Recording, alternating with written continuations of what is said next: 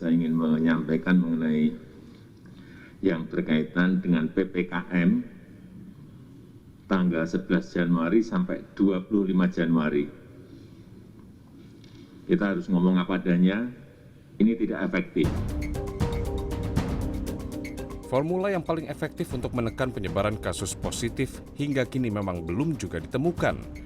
Pasca mengakui PPKM tidak efektif, kini Presiden Jokowi membuat konsep baru kembali. Namanya PPKM Mikro.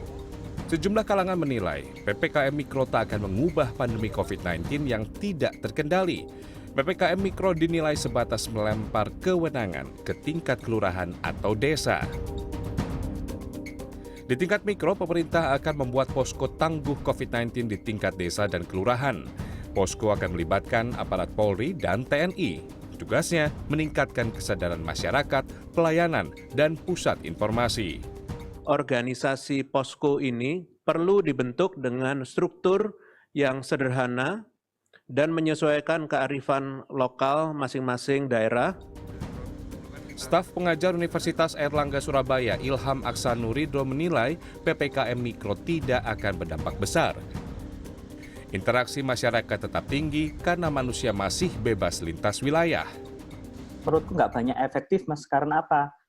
Pergerakan orang tetap terjadi di mana-mana. Kita nggak ada pembatasan wilayah, ya.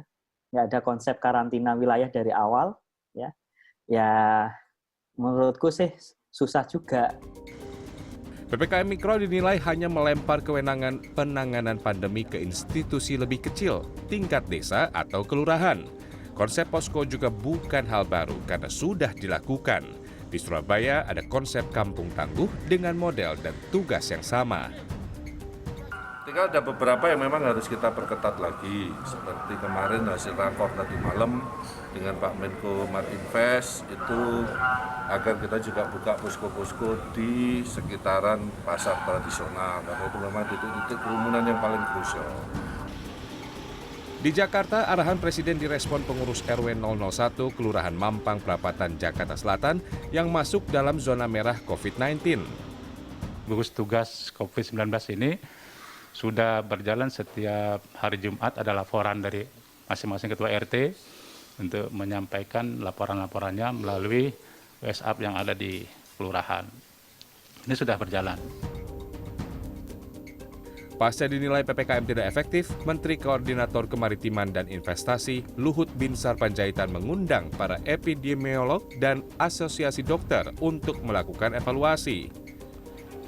Salah satu yang mengemuka adalah percepatan vaksinasi. Target 70% herd immunity dalam 12 bulan ternyata masih terkendala.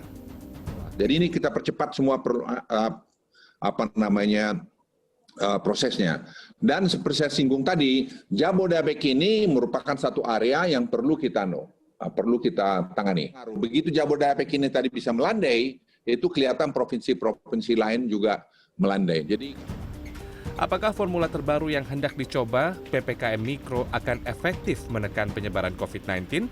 Tentu hanya waktu yang bisa menjawabnya. Yang pasti, siasat pemerintah hanya akan berhasil jika masyarakat ikut sadar diri menjaga protokol kesehatan.